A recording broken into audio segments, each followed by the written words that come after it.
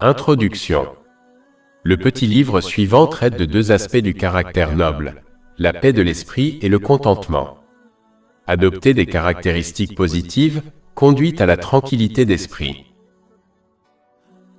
Tranquillité d'esprit et de corps 1. J'ai eu une pensée que je voulais partager avec vous. Dans les Écritures divines, il y a de nombreux exemples qui indiquent qu'une personne doit être traitée en fonction de ses actes. Par exemple, dans un verset du Saint-Coran, Allah l'Exalté déclare qu'il se souviendra de la personne qui se souvient de lui. Chapitre 2 Al-Baqarah, verset 152. Alors souvenez-vous de moi, et je me souviendrai de vous. Un autre exemple se trouve dans le chapitre 2 d'Al-Baqarah, verset 40. Accomplis mon alliance envers toi, et j'accomplirai ton alliance envers moi. Enfin, dans un hadith trouvé dans Jami at-Tirmidhi numéro 1924, le saint prophète Muhammad, paix et bénédiction d'Allah sur lui, a conseillé que quiconque fait preuve de miséricorde envers les autres recevra la miséricorde d'Allah, l'Exalté. Il est évident que les gens luttent dans ce monde matériel parce qu'ils désirent la paix de l'esprit et le contentement. À la lumière de ce qui a été dit plus haut, la paix dans sa vie est souvent obtenue quand une personne permet aux autres de vivre en paix. Si l'on réfléchit à sa propre vie, on se rendra compte que les gens peuvent être divisés en deux catégories. Ceux qui s'occupent de leurs affaires et permettent aux autres de vivre en paix, et ceux qui ne le font pas. Il n'est pas nécessaire d'être un génie pour comprendre que ceux qui laissent les autres vivre en paix sont ceux qui obtiennent la paix.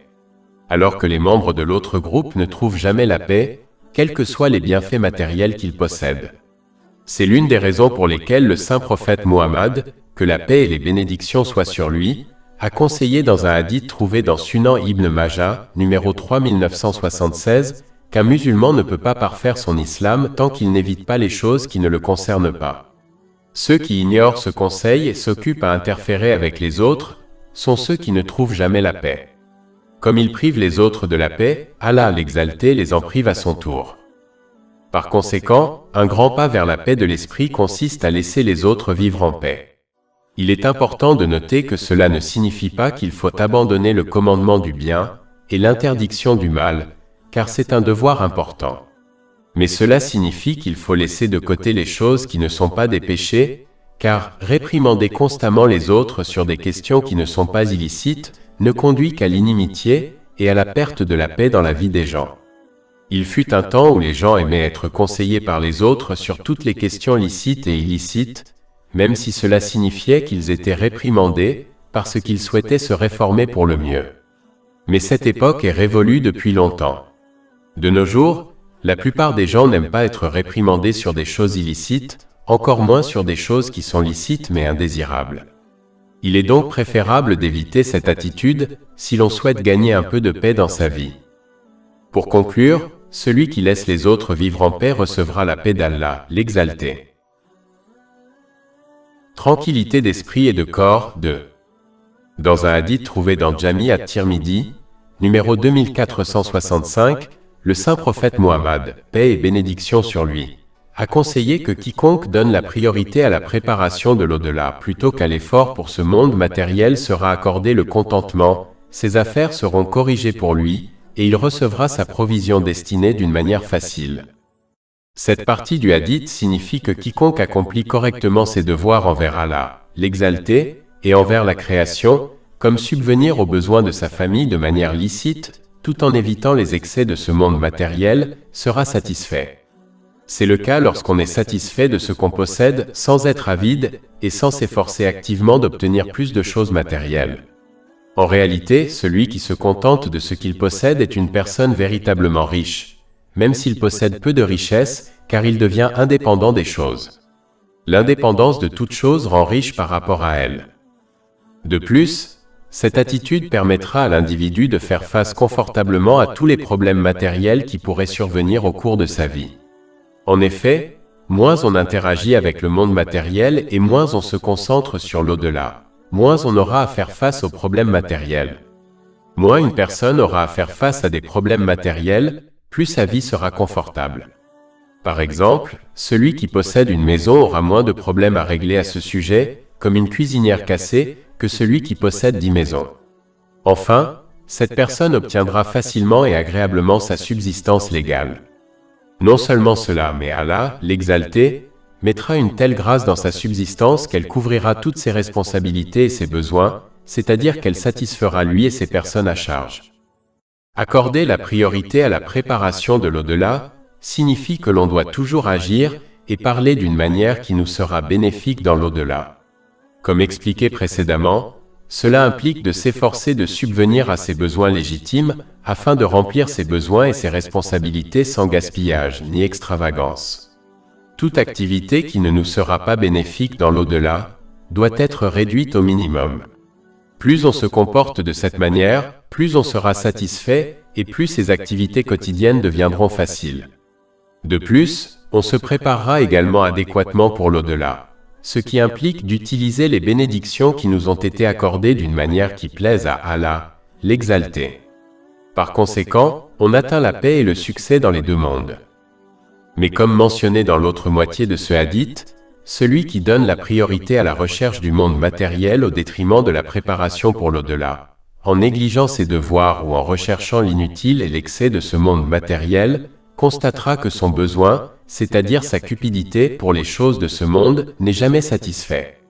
Cela, par définition, les rend pauvres même s'ils possèdent beaucoup de richesses. Ces personnes passeront d'une question de ce monde à une autre tout au long de la journée, sans parvenir à atteindre le contentement, car elles ont ouvert trop de portes de ce monde. Et elles recevront difficilement la provision qui leur est destinée, et cela ne leur donnera pas satisfaction, et ne semblera jamais suffisant pour combler leur cupidité. Cela peut même les pousser vers l'illicite, ce qui ne conduit qu'à une plus grande perte dans les deux mondes. Enfin, à cause de leur attitude, ils ne se prépareront pas adéquatement pour l'au-delà. Par conséquent, cette personne obtient du stress et du mécontentement dans les deux mondes. Tranquillité d'esprit et de corps. 3. J'ai eu une pensée que je voulais partager.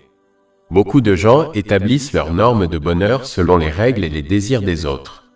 Le problème avec cette mentalité est que l'on devient triste ou heureux en fonction des désirs des autres. Si l'on persiste dans cette attitude, on atteint un niveau où l'on aime, déteste, donne, retient et agit selon les désirs des autres. Cette attitude ne mènera qu'à la tristesse générale dans la vie de l'individu, car il est impossible de vraiment plaire aux autres. Les gens ne sont pas satisfaits d'Allah, l'exalté, alors qu'il leur a accordé d'innombrables bénédictions. Comment peuvent-ils être satisfaits de personnes qui ne leur ont rien donné de façon innée? Ainsi, vivre avec l'attitude de toujours chercher à plaire aux autres ne mènera qu'à la tristesse.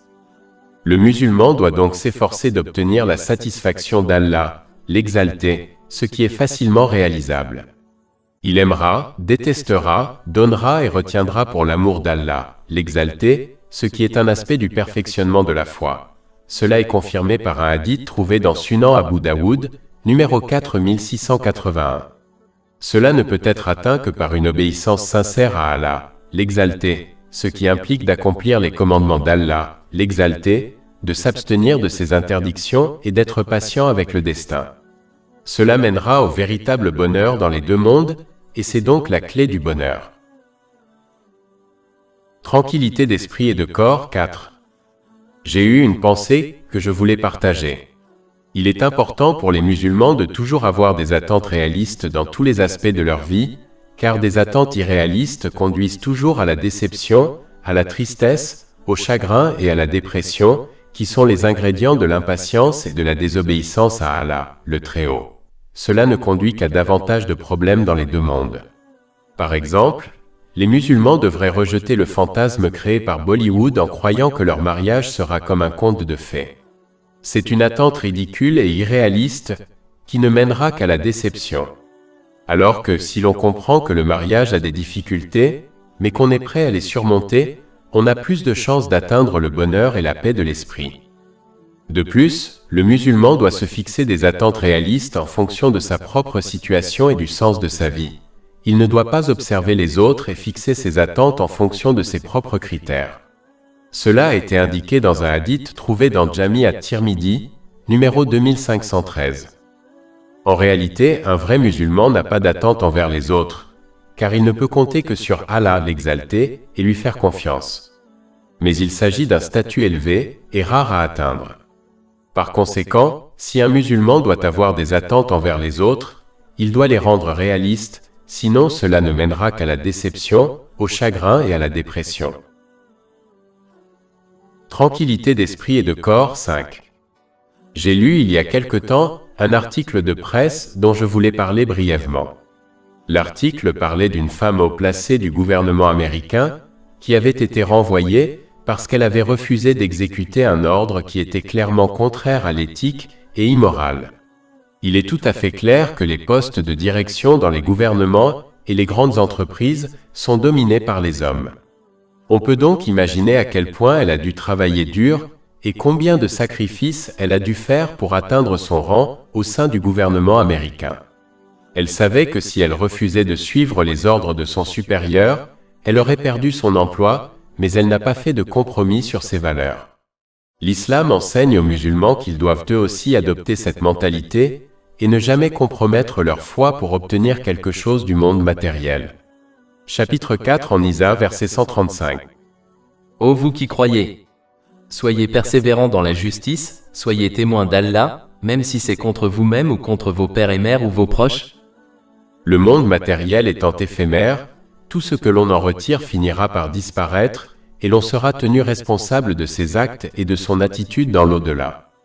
De plus, comme ils ont oublié d'obéir sincèrement à Allah, l'exalté, les choses matérielles qu'ils ont acquises en faisant des compromis sur leur foi deviendront une source de misère pour eux, même s'ils ont quelques moments de plaisir. Chapitre 9 At-Taba, verset 82.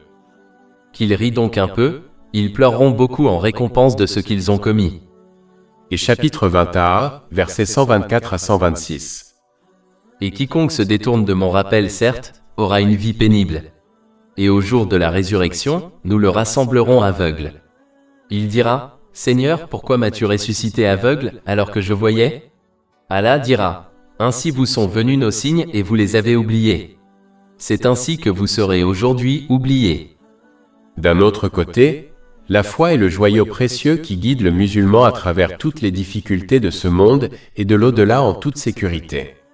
C'est donc une pure folie de compromettre ce qui est plus bénéfique et durable au profit d'une chose temporaire qui conduit au malheur dans les deux mondes. Chapitre 16 en Al, verset 97. Quiconque, homme ou femme, fait une bonne œuvre tout en étant croyant, nous lui ferons vivre une bonne vie, et nous lui donnerons certes une récompense correspondant au meilleur de ses œuvres. Beaucoup de gens, en particulier les femmes, vont vivre des moments dans leur vie où ils devront choisir de faire des compromis avec leur foi ou non. Par exemple, dans certains cas, une musulmane peut croire que si elle enlève son foulard et s'habille d'une certaine manière, elle sera plus respectée au travail et pourra même gravir les échelons de l'entreprise plus rapidement. De même, dans le monde des affaires, il est considéré comme important de se mêler à ses collègues après les heures de travail. Ainsi, un musulman peut se retrouver invité dans un pub ou un club après le travail. Dans des moments comme ceux-ci, il est important de se rappeler que la paix de l'esprit et le succès dans les deux mondes ne seront accordés qu'à ceux qui restent fidèles aux enseignements de l'islam, qui impliquent d'utiliser les bénédictions qui nous ont été accordées d'une manière qui plaise à Allah, l'exalté, comme le souligne le Saint-Coran et les traditions du Saint-Prophète Muhammad, paix et bénédiction d'Allah sur lui. Ceux qui agissent de cette manière obtiendront le succès mondain et religieux. Mais plus important encore, leur succès mondain ne deviendra pas un fardeau pour eux. En fait, cela deviendra un moyen pour Allah, l'exalté, de leur accorder la paix, d'accroître leur rang et leur souvenir parmi les humains. Les califes bien guidés de l'islam en sont un exemple. Ils n'ont pas fait de compromis sur leur foi et sont restés fermes tout au long de leur vie. En retour, Allah, l'exalté, leur a accordé un empire temporel et religieux. Toutes les autres formes de succès mondain sont très temporaires, et tôt ou tard elles deviennent une difficulté pour celui qui les porte. Il suffit d'observer les nombreuses célébrités qui ont fait des compromis sur leurs idéaux et leurs croyances afin d'obtenir la gloire et la fortune, pour que ces choses deviennent une cause de tristesse, d'anxiété, de dépression, de toxicomanie et même de suicide. Réfléchissez un instant à ces deux chemins, puis décidez lequel doit être préféré et choisi. Tranquillité d'esprit et de corps 6. J'ai eu une pensée que je voulais partager. Je réfléchissais à un problème commun que la plupart des gens rencontrent au cours de leur vie. Les gens se plaignent souvent de ne pas pouvoir plaire à tout le monde, malgré tous leurs efforts. Quelle que soit la situation dans laquelle ils se trouvent, quelqu'un semble toujours être mécontent d'eux. C'est une réalité que nous vivons tous, que ce soit dans notre vie de famille, notre vie professionnelle ou nos relations avec nos amis. Un musulman doit toujours se rappeler quelques petites choses simples qui lui permettront d'éviter de stresser à ce sujet. Premièrement, la majorité des gens ne sont pas satisfaits d'Allah, l'Exalté, même s'il leur a accordé d'innombrables bienfaits sans qu'ils ne le demandent. Comment ces gens peuvent-ils alors être vraiment satisfaits d'une personne qui en réalité ne leur a rien donné? Leur manque d'agrément envers Allah, l'Exalté, est tout à fait évident à travers leurs plaintes et le manque de gratitude qui lui témoignent. Deuxièmement, peu importe à quel point une personne améliore son caractère, elle n'atteindra jamais le caractère sublime possédé par le saint prophète Muhammad. Que la paix et les bénédictions soient sur lui et les autres saints prophètes, qui étaient pourtant détestés par certaines personnes. Si tel est le cas, comment une personne normale peut-elle obtenir le plaisir de tout le monde au cours de sa vie? Le musulman doit aussi se rappeler que les gens ont été créés avec des mentalités différentes et qu'ils trouveront toujours des gens qui ne sont pas d'accord avec leur attitude et leur comportement. C'est pourquoi il y aura toujours des gens qui ne seront pas satisfaits d'une personne à un moment donné. La seule personne qui peut se rapprocher de plaire à tout le monde est la personne hypocrite qui change d'attitude et de croyance en fonction de la personne à laquelle elle a affaire. Mais même cette personne finira par être publiquement déshonorée par Allah, l'Exalté. Par conséquent, obtenir le plaisir de tous les gens est inaccessible et seule une personne insensée s'efforcera d'obtenir quelque chose qui ne peut être obtenu. Le musulman doit donc s'efforcer de donner la priorité au plaisir d'Allah, l'Exalté, par-dessus tout en accomplissant ses commandements, en s'abstenant de ses interdictions et en affrontant le destin avec patience selon les traditions du saint prophète Muhammad, paix et bénédiction sur lui. Cela ne signifie pas qu'un musulman ne doit pas être respectueux envers les autres, car cela contredit la tradition du saint prophète Muhammad, paix et bénédiction sur lui. Cela signifie qu'un musulman doit comprendre que s'il obéit à Allah, l'Exalté, il le protégera de l'attitude négative et des effets des gens, même si cette protection ne lui est pas évidente. Mais s'il donne la priorité à plaire aux gens, il n'y parviendra pas, et Allah, l'Exalté, ne le protégera pas du mécontentement et des effets négatifs des gens. Tranquillité d'esprit et de corps, 7. J'ai eu une pensée que je voulais partager. Comme tous les êtres humains n'ont pas été créés de la même manière, ils sont obligés d'être en désaccord sur certains points.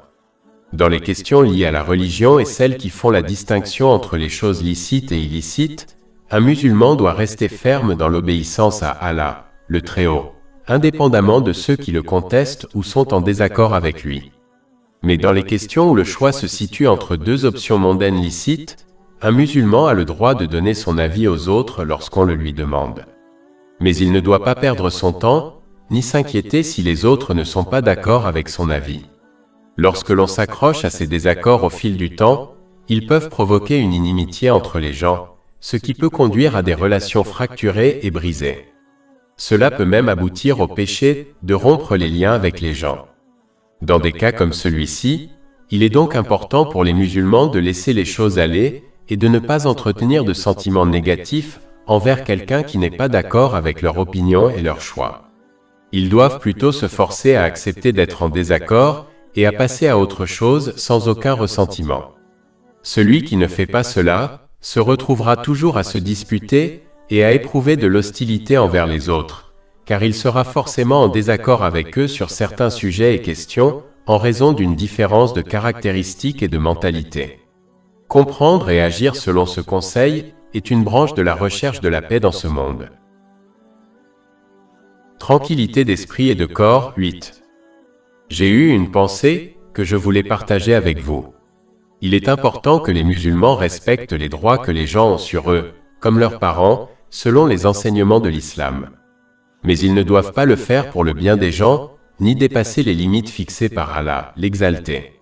Ils doivent plutôt agir uniquement pour le bien d'Allah, l'Exalté, et rester dans les limites fixées par lui lorsqu'ils accomplissent leurs devoirs envers les autres. Par exemple, ils ne doivent pas désobéir à Allah, l'exalté, dans le processus de plaire aux gens. Le problème de consacrer sa vie et ses efforts aux gens, même si l'on ne commet aucun péché, c'est qu'un jour viendra certainement où cette personne se rendra compte qu'elle a consacré tant d'efforts aux gens, mais qu'elle n'a rien obtenu d'important en retour comme de la gratitude. Cette attitude conduit à l'amertume envers la vie et les gens. Si l'on persiste dans cette attitude, on finira par manquer à ses devoirs envers Allah, l'exalté, et surtout à ses devoirs envers les gens. En revanche, si quelqu'un agit pour Allah, le Très-Haut, peu importe le peu de gratitude que les gens lui témoignent, il ne deviendra pas amer car il a agi pour Allah, le Très-Haut, et espère une récompense de sa part. Si l'intention de l'individu est sincère, cela évitera l'amertume car il recherchera une récompense pour ses efforts auprès d'Allah, le Très-Haut, et non auprès des gens. Les gens pourraient le décevoir par manque de gratitude, alors qu'Allah, le Très-Haut, le récompensera au-delà de ses espérances. Tranquillité d'esprit et de corps, 9.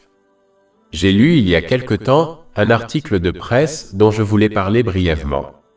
Il parlait de liberté sociale et des droits des personnes, en particulier des femmes. Tout d'abord, il est important de comprendre que la principale différence entre un humain et un animal est le fait que les gens vivent selon un code moral plus élevé.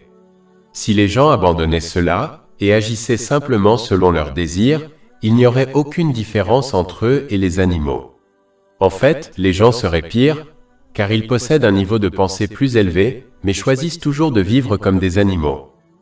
Deuxièmement, que les gens veuillent l'admettre ou non, dans la réalité, chaque personne est au service de quelque chose ou de quelqu'un. Certains sont au service d'autrui, comme les dirigeants d'Hollywood, et font tout ce qu'on leur ordonne de faire, même si cela défie la pudeur et la honte. D'autres sont au service de leurs proches et amis, et font tout ce qu'ils peuvent pour leur plaire. D'autres sont les pires types de serviteurs, car ils ne servent que leurs propres désirs, tout comme les animaux et les personnes mauvaises de la société, comme les pédophiles et les violeurs.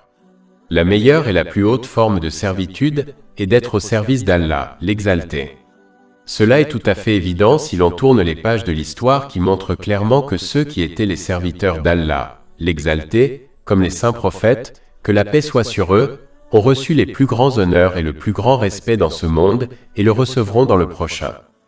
Des siècles et des millénaires ont passé, mais leurs noms sont restés dans les mémoires comme les piliers et les phares de l'histoire. Alors que ceux qui sont devenus serviteurs des autres, en particulier de leurs propres désirs, ont fini par être déshonorés dans ce monde et ont été en proie à des troubles mentaux et à la toxicomanie, même s'ils ont atteint un certain statut mondain et ils sont devenus de simples notes de bas de page dans l'histoire. Les médias se souviennent à peine de ceux qui décèdent pendant plus de quelques jours avant de passer à la personne suivante dont ils font un reportage. Au cours de leur vie, ces personnes finissent par devenir tristes, seules, déprimées et même suicidaires, car vendre leur âme et leur décence à leur maître mondain ne leur a pas procuré le contentement qu'elles recherchaient. Il n'est pas nécessaire d'être un savant pour comprendre cette vérité évidente. Donc, si les gens doivent être des serviteurs, ils doivent être les serviteurs d'Allah, l'exalté, car l'honneur durable, la grandeur et le vrai succès ne résident que dans cela. Chapitre 16 en Al, verset 97. Quiconque, homme ou femme, fait une bonne œuvre tout en étant croyant, nous lui ferons vivre une bonne vie, et nous lui donnerons certes une récompense correspondant au meilleur de ses œuvres. Tranquillité d'esprit et de corps, 10.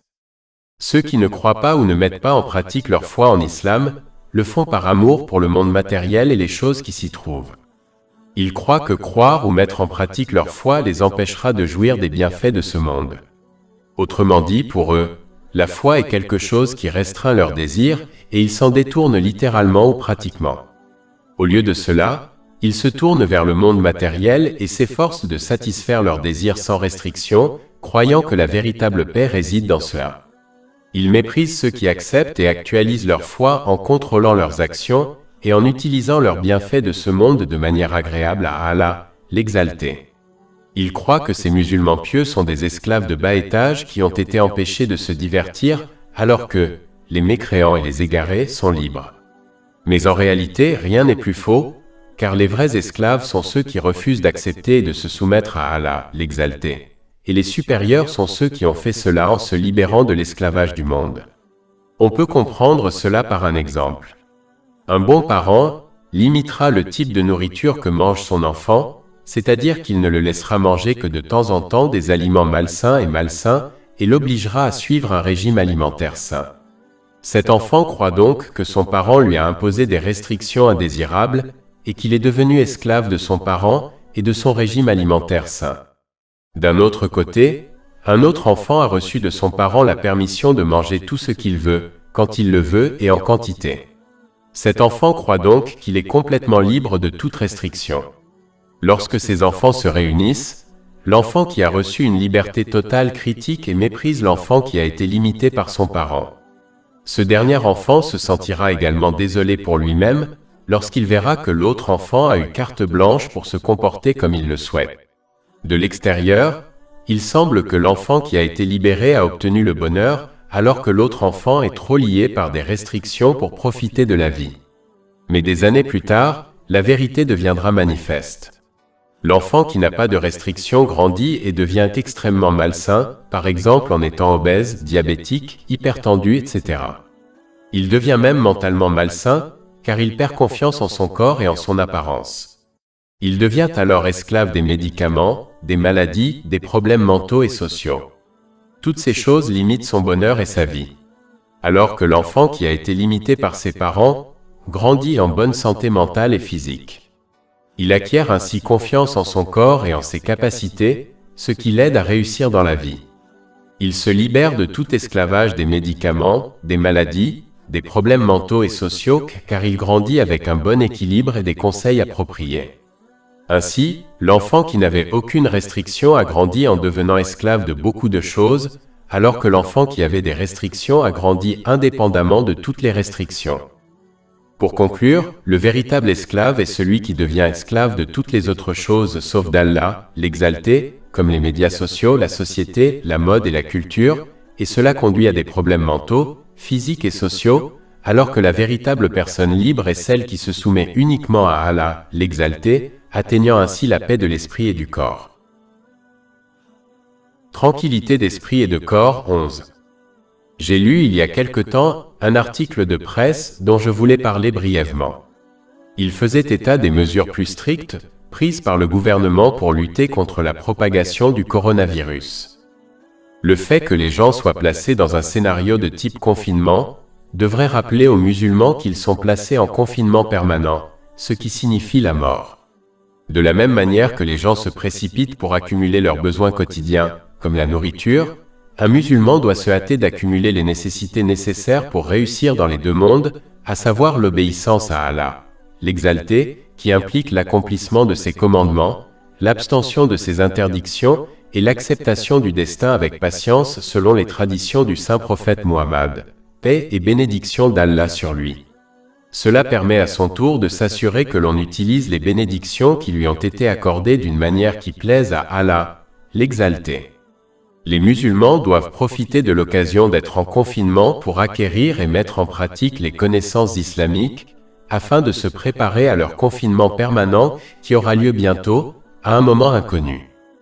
En outre, les musulmans doivent utiliser le temps dont ils disposent à la maison pour réfléchir véritablement sur leur vie, leurs actions et le chemin qu'ils suivent. Il est essentiel de comprendre que celui qui évalue et juge ses actes au cours de sa vie, sincèrement pour l'amour d'Allah, l'exalté, sera inspiré à améliorer son caractère envers Allah, l'exalté, et la création. Cela garantira qu'il se comportera correctement dans ce monde, en utilisant les bénédictions qui lui ont été accordées d'une manière qui plaise à Allah, l'exalté, obtenant ainsi la paix de l'esprit, et cette introspection assurera qu'il aura un jugement facile le jour de la résurrection. Chapitre 16 en Al, verset 97. Quiconque, homme ou femme, fait une bonne œuvre tout en étant croyant, nous lui ferons vivre une bonne vie, et nous lui donnerons certes une récompense correspondant au meilleur de ses œuvres. Mais ceux qui ne parviennent pas à utiliser leur temps en se jugeant eux-mêmes, continueront dans l'insouciance et connaîtront donc une vie difficile dans ce monde, car ils ont mal utilisé les bénédictions qui leur ont été accordées, et ils connaîtront un jugement strict et difficile au jour de la résurrection. Chapitre 21, verset 124.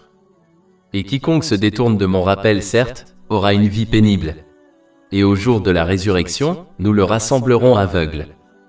Enfin, Cette réflexion est peu probable lorsqu'on pratique un culte de manière excessive, en particulier dans une langue qu'on ne comprend pas. Elle ne se produit que lorsqu'on étudie et met en pratique le Saint-Coran et les traditions du saint prophète Muhammad. Sur lui, la paix et le salut. Il y a beaucoup de connaissances disponibles en un clic, les musulmans n'ont donc aucune excuse.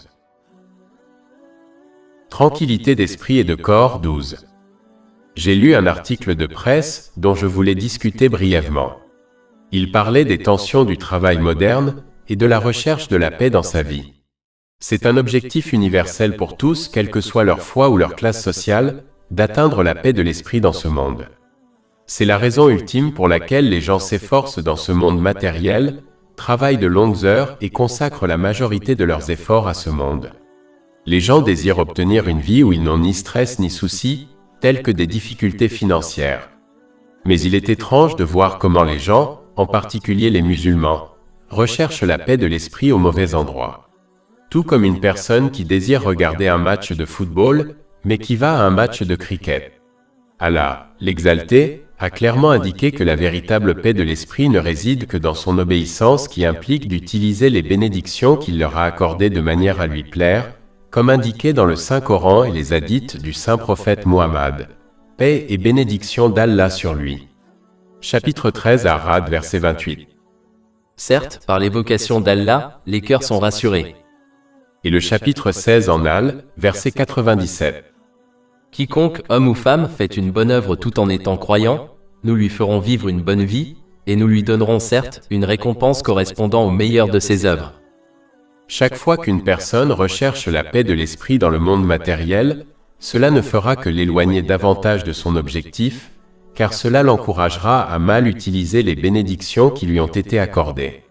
Chaque fois qu'une personne se fixe un objectif par rapport à ce monde matériel, cet objectif ne mènera qu'à d'autres objectifs. Cela continue jusqu'à ce que la personne quitte ce monde sans obtenir ce qu'elle recherchait. Il est évident que les riches n'obtiennent pas la véritable paix de l'esprit, car ils sont plus stressés que les gens normaux, et tout ce qu'ils obtiennent du monde finit par devenir un fardeau pour eux.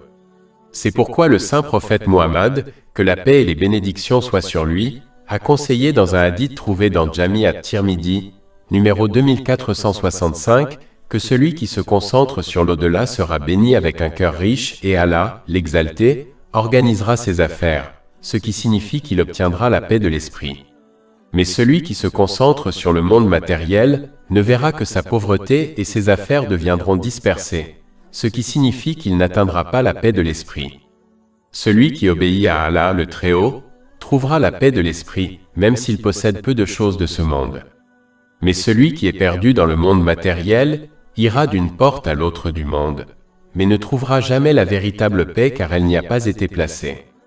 Si une personne veut regarder un match de football, elle ne doit pas aller à un match de cricket, et si un musulman désire la paix de l'esprit, il ne doit pas la chercher dans le monde matériel, car elle ne réside que dans l'obéissance à Allah, le Très-Haut.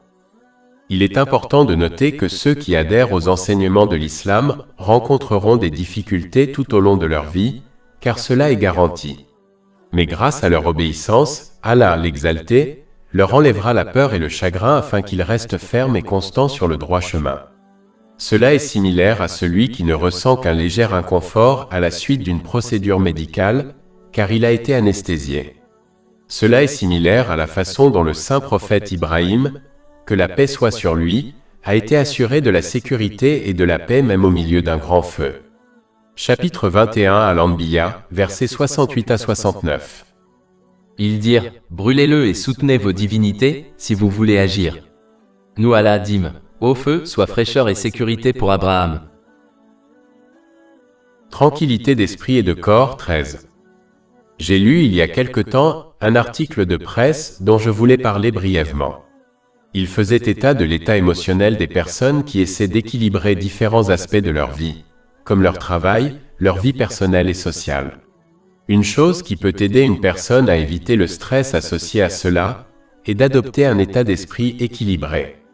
Cela consiste à essayer de contrôler ses émotions de telle manière qu'on ne se laisse pas aller à des états émotionnels extrêmes, car ceux-ci conduisent souvent au stress et aux troubles mentaux. Cela est indiqué dans le chapitre 57 Al-Hadid, verset 23 du Saint-Coran. afin que vous ne désespériez pas de ce qui vous échappe, et que vous ne vous réjouissiez pas avec orgueil de ce qu'il vous a donné. L'islam n'interdit pas de montrer ses émotions, car cela fait partie de la nature humaine. Mais il recommande un état d'esprit équilibré, qui ne passe pas d'une émotion extrême à une autre.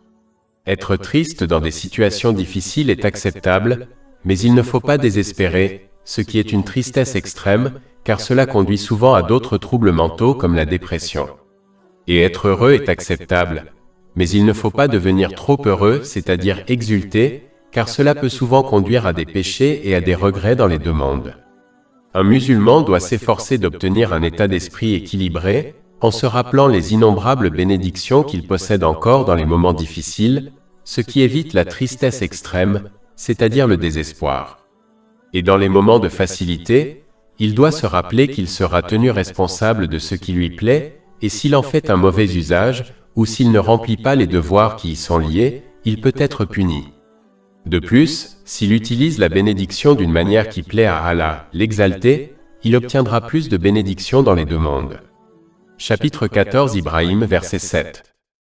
Et rappelez-vous quand votre Seigneur a proclamé « Si vous êtes reconnaissant, je vous augmenterai certainement sa faveur. » Se comporter de cette manière empêchera de devenir trop heureux, c'est-à-dire d'exulter.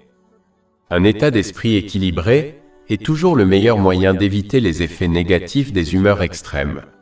Cela rapprochera le musulman de la véritable paix de l'esprit et de l'obéissance à Allah, l'exalté, qui implique l'accomplissement de ses commandements, l'abstention de ses interdictions et l'acceptation du destin avec patience, selon les traditions du saint prophète Mohammed, paix et bénédiction d'Allah sur lui.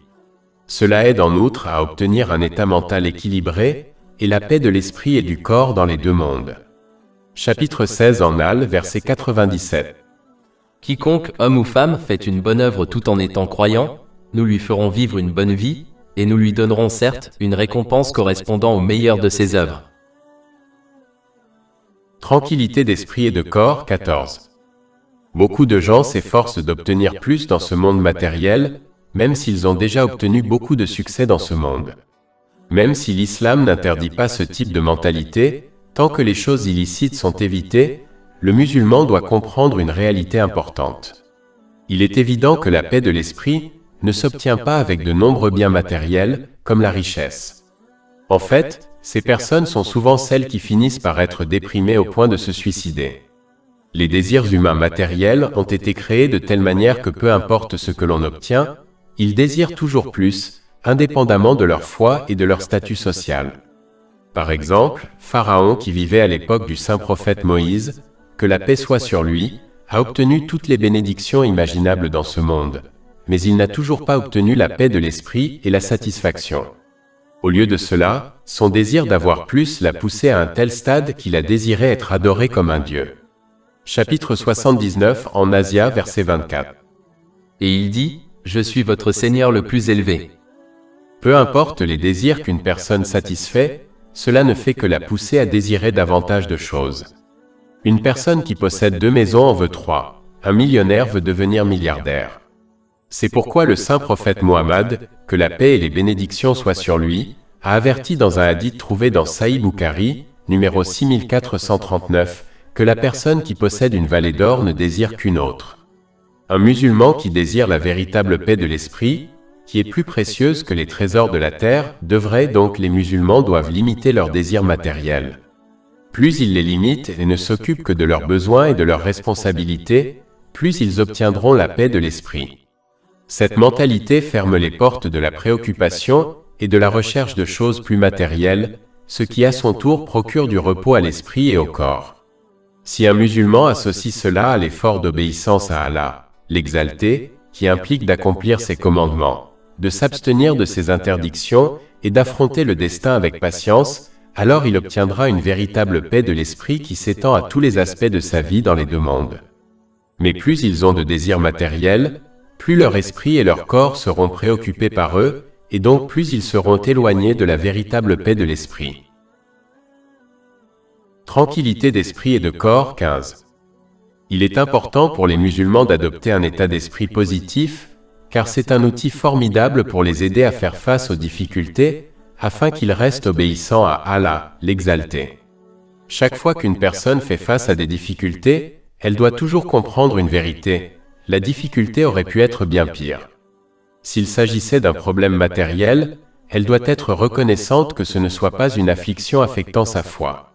Au lieu de s'attarder sur la tristesse immédiate qui accompagne la difficulté, elle doit se concentrer sur la fin et la récompense qui attendent ceux qui font preuve de patience pour l'amour d'Allah, l'Exalté.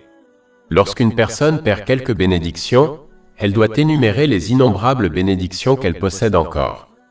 Dans chaque difficulté, un musulman doit se souvenir du verset du Saint-Coran qui rappelle aux musulmans qu'il existe de nombreuses sagesses cachées dans les difficultés et les épreuves qu'ils n'ont pas observées.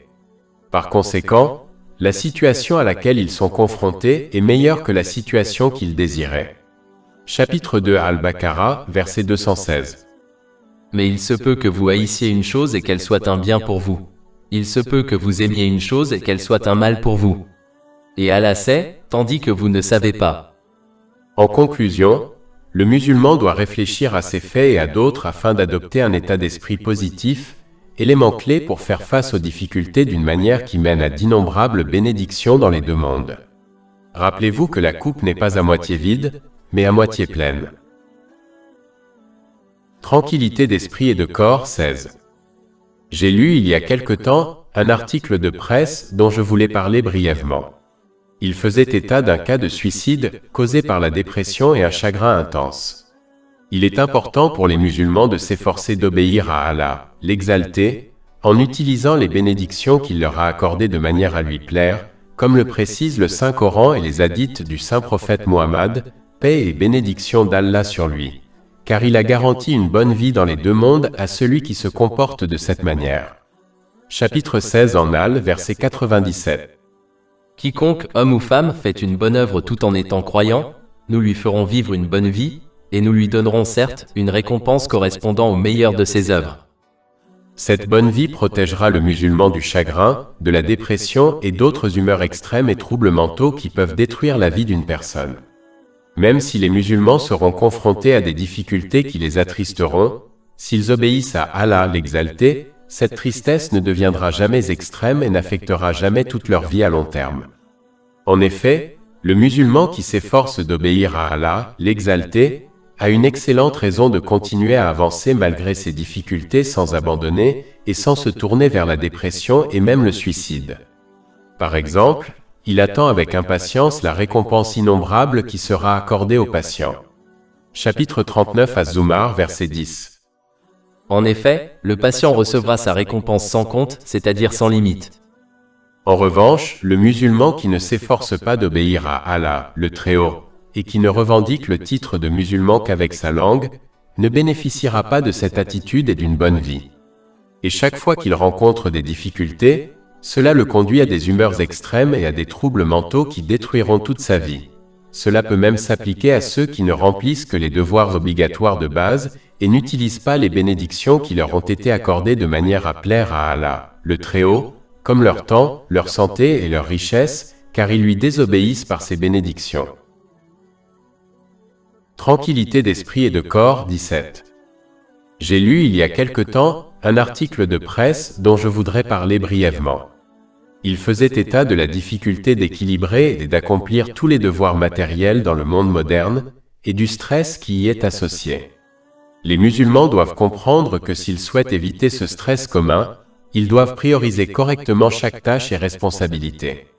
Cela n'est possible que si l'on le fait selon les enseignements de l'islam, plutôt que selon ses désirs ou ceux des autres. Chaque fois que l'on réorganise la liste des priorités conseillées par l'islam, cela conduit toujours à des difficultés et à du stress. Par exemple, si l'on fait des efforts excessifs dans le monde matériel au-delà de ses besoins et de ses nécessités, négligeant ainsi ses autres responsabilités, comme l'éducation correcte de ses enfants, cela ne mènera qu'au stress dû à ce qu'on a acquis et à la mauvaise conduite de ses enfants. Celui qui ne priorise pas correctement ses devoirs est comme l'étudiant universitaire qui privilégie le plaisir au détriment de la préparation de ses examens. Cela ne le conduit qu'à obtenir un diplôme médiocre et un emploi difficile. À cause d'une mauvaise hiérarchisation des priorités, Ils ont abandonné une vie facile grâce à un bon travail pour quelques années de plaisir à l'université, ce qui les conduit à une vie difficile à long terme. L'établissement de priorités erronées affecte tous les aspects de la vie d'une personne et peut conduire à des péchés si elle obéit aux gens au détriment d'Allah, l'Exalté. Par conséquent, il est important pour les musulmans de suivre la priorité fixée par l'islam, qui commence par l'obéissance à Allah, l'Exalté, et au saint prophète Muhammad, sur lui la paix et le salut, avant toute autre personne. Cela n'est possible qu'en recherchant et en agissant sur la base de la connaissance islamique. Grâce à cela, un musulman donnera la priorité à tout et à tous dans sa vie, et utilisera les bénédictions qui lui ont été accordées de manière agréable à Allah, l'Exalté, comme indiqué dans le Saint-Coran et les traditions du saint prophète Muhammad. Sur lui, la paix et le salut. Cela conduira au don précieux et rare de la paix de l'esprit et du corps dans ce monde, et à la félicité éternelle dans l'au-delà. Chapitre 16 en Al, verset 97. Quiconque, homme ou femme, fait une bonne œuvre tout en étant croyant, nous lui ferons vivre une bonne vie, et nous lui donnerons certes une récompense correspondant au meilleur de ses œuvres. Tranquillité d'esprit et de corps, 18. J'ai eu une pensée que je voulais partager avec vous. Les musulmans sont souvent trompés en croyant que même si l'étude et la mise en pratique du Saint-Coran et des traditions du saint prophète Muhammad, sur lui la paix et le salut, mènent au paradis dans l'au-delà, s'ils choisissent cette voie, ils seront malheureux dans ce monde. Ils sont convaincus que la paix dans ce monde réside simplement dans la satisfaction de ses désirs, alors que l'islam enseigne à contrôler ses désirs et non à les libérer. Ainsi, dans leur esprit, la paix dans ce monde et la paix dans l'autre monde s'obtiennent toutes deux par deux voies différentes. C'est complètement faux, car Allah, l'Exalté, a en fait placé la paix de l'esprit dans les deux mondes sur un seul chemin droit, le chemin de l'islam. Il ne faut pas se laisser tromper par les réseaux sociaux, la mode et la culture, mais toujours garder à l'esprit que le contrôleur des cœurs, qui est la station de la paix de l'esprit, n'est autre qu'Allah, l'Exalté. En d'autres termes, Allah, l'Exalté, décide seul de qui obtient la paix de l'esprit dans ce monde, tout comme il décide seul de qui obtient le paradis dans l'au-delà.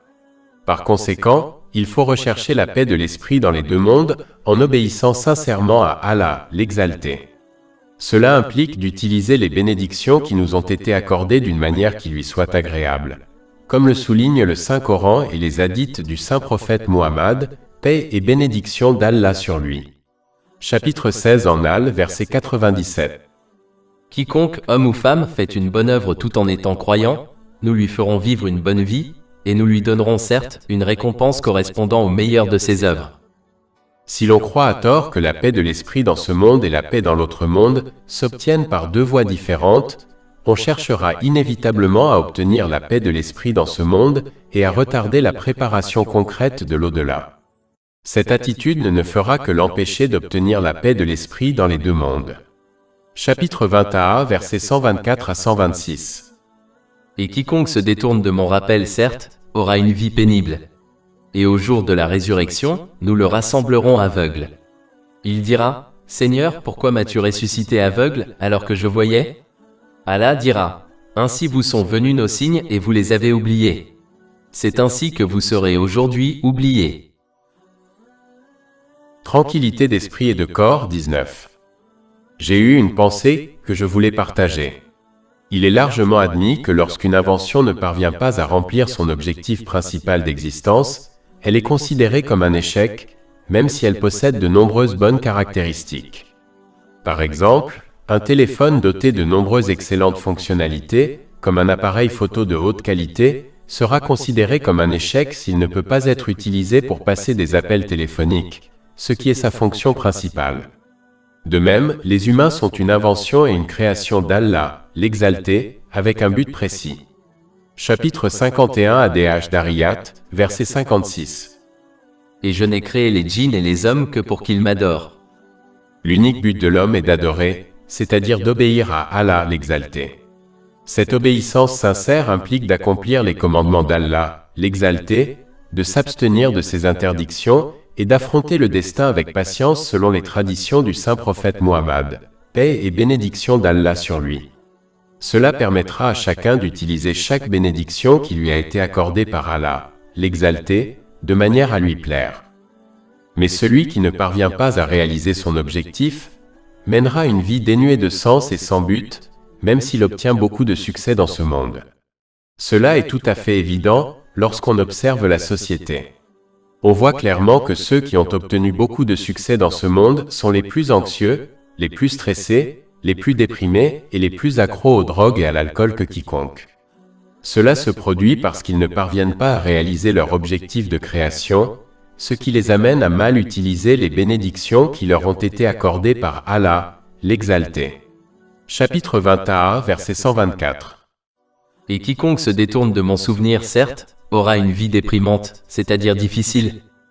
Le musulman ne doit pas se faire croire qu'il a un but dans la vie s'il n'utilise pas les biens matériels de manière à plaire à Allah, le Très-Haut, même s'ils accomplissent les devoirs de base obligatoires comme les 5 prières quotidiennes obligatoires. Le but de l'homme s'étend au-delà de quelques rituels et pratiques quotidiens et annuels. Il englobe en fait chaque respiration et chaque aspect de la vie, par exemple la vie financière, privée, sociale, professionnelle et familiale.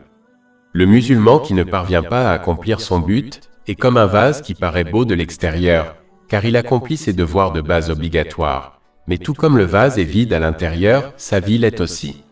C'est la raison pour laquelle de nombreux musulmans qui accomplissent leurs devoirs de base obligatoires souffrent encore de stress mental et de dépression, car ils ne parviennent pas à comprendre que leur but englobe toute leur vie, et pas seulement quelques heures de la journée ou quelques jours de l'année. L'une des principales raisons pour lesquelles cette réalité est négligée par de nombreuses personnes, y compris les musulmans, est l'imitation aveugle de la société, de la mode, de la culture et des médias sociaux. Si l'on ne fait pas appel à son intellect, on croit à tort qu'une vie pleine de sens se trouve dans les choses de ce monde, comme la richesse, une carrière, des amis ou une famille. Il faut éviter d'agir comme du bétail et plutôt apprendre des enseignements de l'islam et observer les choix de vie des autres et leurs conséquences. Si l'on fait cela correctement, on comprendra qu'une existence pleine de sens ne réside pas dans la poursuite des choses de ce monde, mais seulement dans l'accomplissement de son objectif de création, tout comme on accorde de la valeur à une invention qui remplit sa fonction première de création.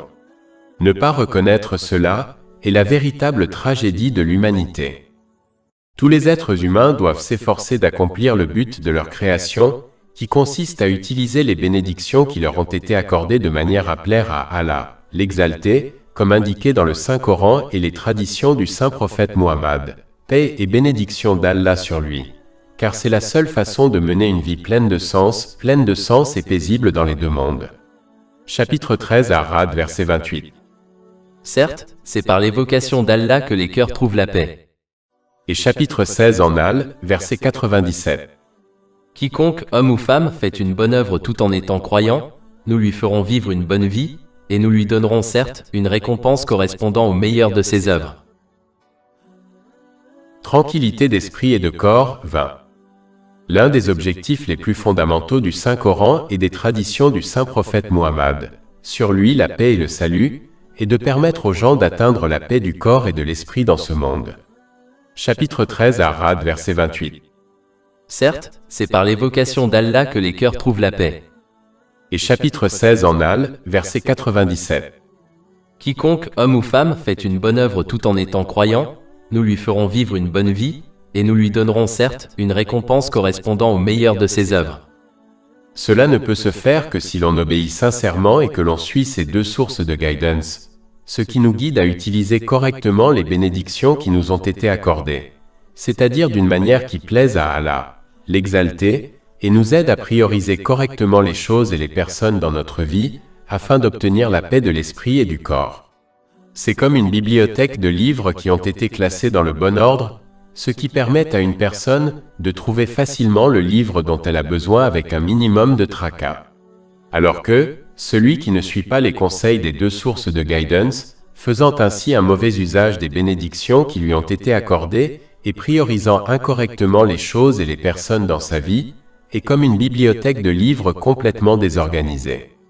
Trouver un livre spécifique dans cette bibliothèque serait extrêmement difficile, stressant et chronophage, et une personne pourrait même ne pas trouver le livre qu'elle désire. Tout comme une bibliothèque organisée, lorsqu'on obéit sincèrement et qu'on suit les deux sources de guidance, on placera chaque chose à sa place dans sa vie, ce qui nous conduira ainsi à la paix de l'esprit et du corps. Chapitre 10 Yunus, versets 57 à 58. Ô homme, il vous est venu de votre Seigneur un conseil, une guérison pour ce qui est dans les poitrines, une direction et une miséricorde pour les croyants. Dis, c'est par la grâce d'Allah et par sa miséricorde qu'ils se réjouissent, car c'est mieux que ce qu'ils amassent. Tranquillité d'esprit et de corps, 21. J'ai eu une pensée que je voulais partager avec vous. Il est communément admis que pour obtenir la paix de l'esprit et du corps, il faut obtenir un état mental et physique organisé et équilibré. Par exemple, un état organisé et équilibré est comme une bibliothèque de livres organisés dans un bon ordre, ce qui permet de trouver facilement le livre que l'on désire. En revanche, un état désorganisé et déséquilibré est comme une bibliothèque de livres désorganisés, ce qui rend la recherche d'un livre spécifique difficile et stressante. Un état d'esprit et de corps organisé et équilibré permet de placer chaque chose et chacun à la place qui lui convient dans sa vie, ce qui permet d'éviter d'être extrême dans certains aspects de sa vie, tout en négligeant d'autres aspects. Cela conduit à la paix de l'esprit et du corps. Il est important de noter que l'on ne peut pas atteindre ce résultat en suivant la société, la mode et la culture, car ces choses sont instables par nature et oscillent souvent d'un extrême à l'autre. Par exemple, ce qui était considéré comme un comportement déviant il y a quelques années est considéré comme la norme aujourd'hui. Ce que la société considérait comme la chose la plus importante, comme se marier il y a quelques générations, est aujourd'hui considéré comme une perte de temps et d'énergie. Il n'y a pas si longtemps, la société exhortait les gens à se sacrifier et à donner la priorité aux sentiments et au bonheur des autres sur eux-mêmes. Alors qu'aujourd'hui, la société exhorte les gens à ne se soucier que de la réalisation de leurs propres désirs et à ignorer les critiques des autres, qu'elles soient constructives ou non. Cela signifie que chacun ne devrait considérer que son propre bonheur en toutes circonstances. Les exemples sont innombrables de la façon dont la société, les médias sociaux, la mode et la culture ont toujours oscillé d'un extrême à l'autre.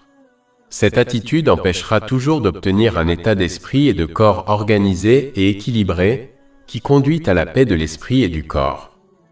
La seule façon d'éviter de tomber dans les extrêmes est d'apprendre et d'agir selon les enseignements de l'islam, car ils sont adaptés à la nature humaine, quelque chose qui est intemporel, et ces enseignements ne sont pas influencés par des choses inconstantes comme la société, les médias sociaux, la mode et la culture.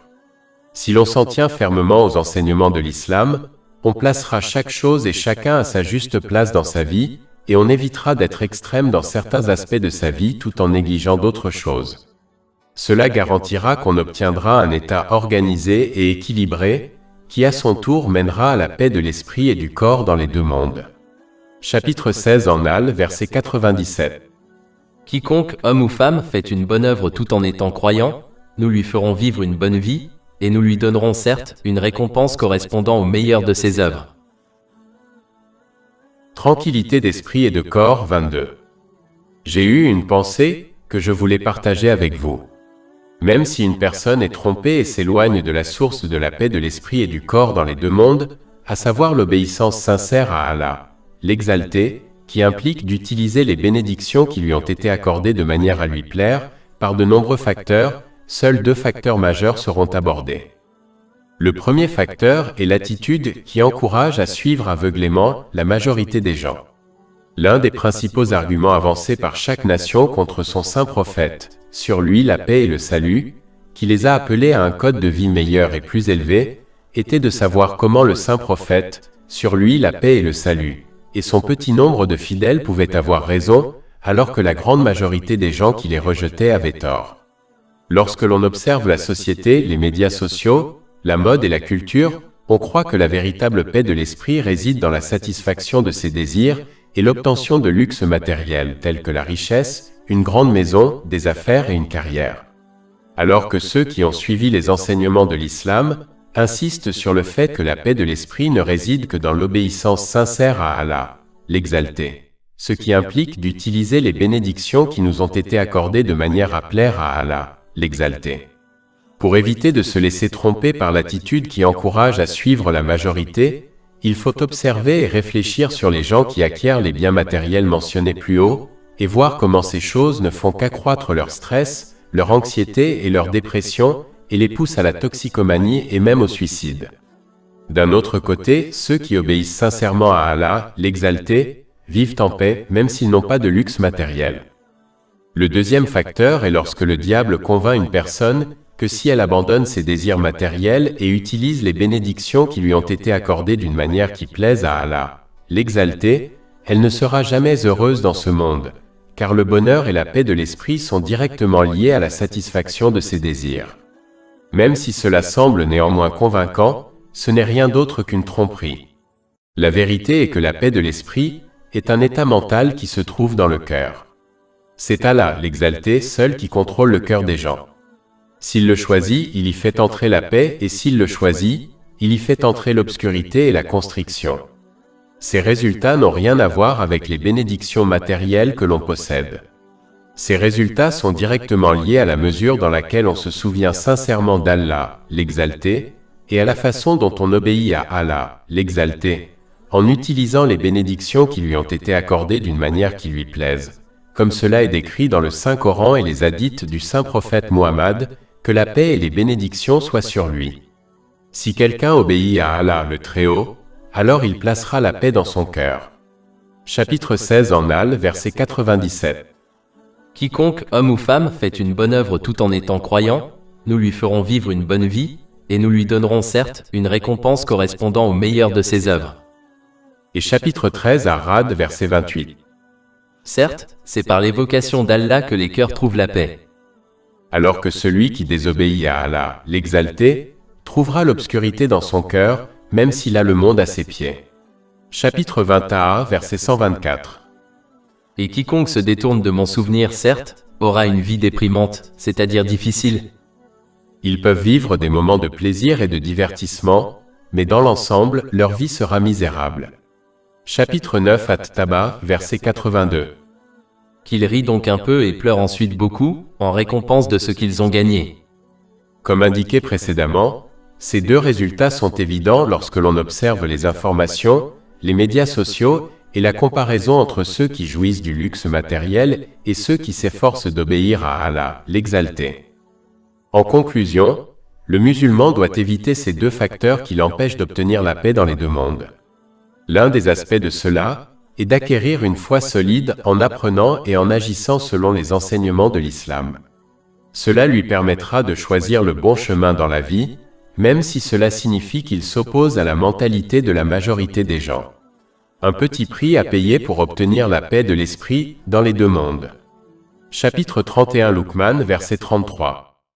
En vérité, la promesse d'Allah est vérité. Que la vie présente ne vous trompe donc pas, et ne vous laissez pas tromper au sujet d'Allah par le trompeur, c'est-à-dire Satan. Tranquillité d'esprit et de corps 23. J'ai eu une idée que je voulais partager avec vous. De nombreuses personnes, y compris des musulmans, recherchent des conseils et des informations susceptibles de soulager leurs problèmes mentaux, tels que le stress, l'anxiété et la dépression, auprès de sources mondaines, telles que des gourous du développement personnel, des psychologues et des conseillers. Même si certaines des informations et des conseils qu'ils peuvent obtenir de ces sources sont utiles, car ils sont liés aux enseignements de l'islam, la grande majorité de leurs conseils et informations ne seront pas utiles, car ils sont limités par de trop nombreux facteurs qui les empêchent d'être pleinement utiles. Par exemple, les connaissances et l'expérience d'un conseiller seront toujours limitées, quel que soit le niveau d'apprentissage qu'il a entrepris ou le nombre de patients qu'il a conseillés. Sa perspective sera toujours limitée, car il ne peut observer et expérimenter la mentalité et le comportement d'autres personnes que d'un point de vue restreint. Il ne sait que ce que le patient partage avec lui, et n'est pas conscient de nombreux sentiments et émotions que son patient ne partage pas avec lui, car il peut avoir du mal à les exprimer avec des mots. Les chercheurs sont limités par l'échantillon de personnes qu'ils ont pris au cours de leurs expériences. Ces limites sont liées à l'âge, à la race, à l'ethnicité, à la classe sociale, à la religion et à bien d'autres encore. De plus, un conseiller ou un gourou du développement personnel peut très bien avoir un préjugé inconscient pour ou contre certaines attitudes et certains comportements en raison de ses propres expériences. Par exemple, un conseiller de sexe masculin comprendra plus facilement l'état d'esprit d'un homme. Le conseiller peut très bien pencher vers un certain état d'esprit en raison de ses relations personnelles. Par exemple, un conseiller peut très bien imaginer inconsciemment son ex-femme lors de séances de thérapie de couple. Tous ces préjugés sont inévitables car les êtres humains sont façonnés par leurs expériences et sont fortement influencés par leur subconscient. Le seul qui peut complètement aider la santé mentale d'une personne est celui qui est complètement impartial dans chaque situation et circonstance. Celui dont la connaissance englobe complètement chaque type d'émotion, de comportement, de pensée et de caractéristiques qu'un être humain peut éprouver. Celui qui connaît le remède à chaque problème mental. Celui qui est exempt de toute erreur dans le diagnostic des troubles mentaux. Le seul qui peut réaliser tout cela et plus encore est Allah, l'exalté. Chapitre 67 Al-Mulk, verset 14. Ne connaît-il pas ceux qu'il a créés? Par conséquent, si une personne désire guérir ses problèmes mentaux, elle doit le demander à Allah, l'exalté, en acquérant et en agissant selon les enseignements du Saint-Coran et les traditions du Saint-Prophète Muhammad, paix et bénédiction d'Allah sur lui. Par cette méthode, les sciences mondaines qui vont de pair avec les enseignements islamiques lui seront également bénéfiques. Chapitre 21 Al-Anbiya, verset 10. Nous avons certes fait descendre sur vous un livre, le Coran, dans lequel vous êtes mentionné. Ne raisonnerez-vous donc pas? Et chapitre 10 Yunus, verset 57. Ô homme, un commandement vous est venu de votre Seigneur, ainsi qu'une guérison pour ce qui est dans les poitrines. Tranquillité d'esprit et de corps 24. J'ai eu une pensée que je voulais partager avec vous. Chaque fois que l'on cherche à profiter des luxes licites du monde matériel, on remarque toujours que la douceur qu'ils produisent dans notre cœur disparaît extrêmement vite. Par exemple, quand on revient de vacances, la douceur de l'expérience des vacances disparaît rapidement, et on commence alors à planifier les prochaines vacances afin de revivre cette douceur. Quand on a fini de regarder un film ou une émission de télévision, la douceur ressentie disparaît rapidement, et par conséquent, on désire regarder autre chose afin de revivre cette douceur. Cela est vrai pour toutes les choses vaines ou pécheresses. C'est ce désir de revivre la douceur des choses qui anime l'industrie du divertissement.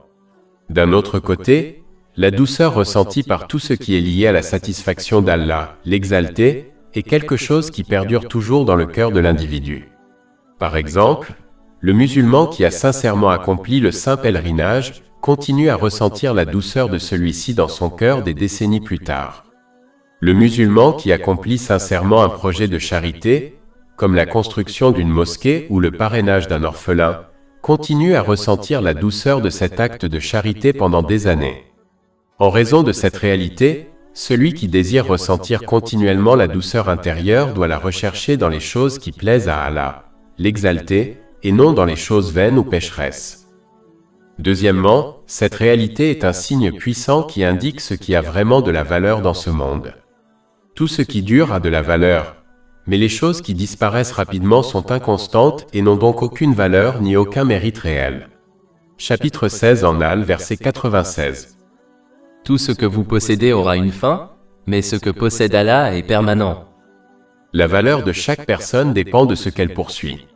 Si elle poursuit ce qui est durable et précieux, elle aura de la valeur et sa paix et ses actions perdureront. Mais si elle poursuit ce qui est inconstant et sans valeur, alors son sentiment de plaisir disparaîtra rapidement et sa vie sera également sans valeur. Tranquillité d'esprit et de corps 25. J'ai eu une pensée que je voulais partager avec vous. Même si la société, les réseaux sociaux, la mode et la culture poussent les gens à rechercher la paix de l'esprit en réalisant leurs désirs, il est évident, lorsqu'on réfléchit aux enseignements de l'islam et à la santé mentale, et à l'état de ceux qui tentent d'obtenir la paix de l'esprit en réalisant leurs désirs, que cette croyance commune est complètement fausse. Ceux qui réalisent leurs désirs sont souvent les plus éloignés de la paix de l'esprit, car ils sont souvent harcelés par des problèmes mentaux tels que le stress, l'anxiété, la dépression et les tendances suicidaires, et sont souvent noyés dans la dépendance aux drogues et à l'alcool. Il faut comprendre que l'obtention de la paix de l'esprit et la satisfaction de tous ces désirs ne peuvent jamais se mélanger, comme le feu et la glace ne peuvent jamais se mélanger. Plus on recherche l'un des deux, plus on s'éloigne de l'autre, tout comme celui qui voyage vers l'est s'éloigne de l'ouest. Par conséquent, il faut choisir et s'efforcer d'obtenir l'un ou l'autre, car obtenir les deux en toutes circonstances n'est tout simplement pas possible. Comme la satisfaction de ces désirs éloigne de la paix de l'esprit et conduit à toutes sortes de problèmes mentaux et de santé, l'option sage est de rechercher la paix de l'esprit et de renoncer à poursuivre tous ces désirs. Comme Allah, l'exalté, a créé et contrôle le cœur spirituel humain, la demeure de la paix, il faut comprendre qu'il ne l'obtiendra que par son obéissance. Cela implique d'utiliser les bénédictions qu'il nous a accordées de manière à lui plaire. Cela est expliqué dans le Saint-Coran et dans les hadiths du Saint-Prophète Muhammad, que la paix et les bénédictions soient sur lui. Plus on obéit sincèrement à Allah, l'exalté, en utilisant correctement ses bénédictions, plus on obtient la paix de l'esprit. Une paix de l'esprit qui est plus précieuse et plus satisfaisante que la satisfaction de n'importe quel désir mondain que l'on pourrait avoir. Cela signifie que grâce à la paix de l'esprit, on est plus que récompensé pour avoir renoncé à ses désirs mondains, à la fois dans ce monde et dans l'autre. Chapitre 13 Ar-Ra'd, verset 28. Certes, c'est par l'évocation d'Allah que les cœurs trouvent la paix. Et chapitre 16 en Al, verset 97. Quiconque, homme ou femme, fait une bonne œuvre tout en étant croyant, nous lui ferons vivre une bonne vie, et nous lui donnerons certes une récompense correspondant au meilleur de ses œuvres. En revanche, celui qui utilise les bénédictions qui lui ont été accordées de manière à lui plaire, n'a fait que renoncer à la paix de l'esprit, et par conséquent, il sera confronté à une vie misérable dans les deux mondes, même s'il satisfait tous ses désirs mondains et obtient tout ce que le monde a à offrir. Chapitre 21, verset 124. Et quiconque se détourne de mon rappel, certes, aura une vie pénible. Et au jour de la résurrection, nous le rassemblerons aveugle. En conclusion, il faut comprendre que l'obtention de la paix de l'esprit et la satisfaction de tous les désirs matériels ne peuvent pas être combinés dans ce monde. Il faut choisir l'un plutôt que l'autre, et il n'est pas nécessaire d'être un érudit pour décider lequel choisir. Tranquillité d'esprit et de corps 26. J'ai eu une pensée que je voulais partager avec vous. Les musulmans qui se rendent dans des lieux saints particuliers, comme la Mecque et Médine, affirment souvent qu'ils y trouvent une grande paix de l'esprit et du corps. Même si les lieux saints qui ont un lien particulier avec Allah, l'exalté, reçoivent une plus grande part de sa miséricorde, ce qui est une raison pour leur état de paix, néanmoins, une autre raison importante est les actions des musulmans qui s'y rendent.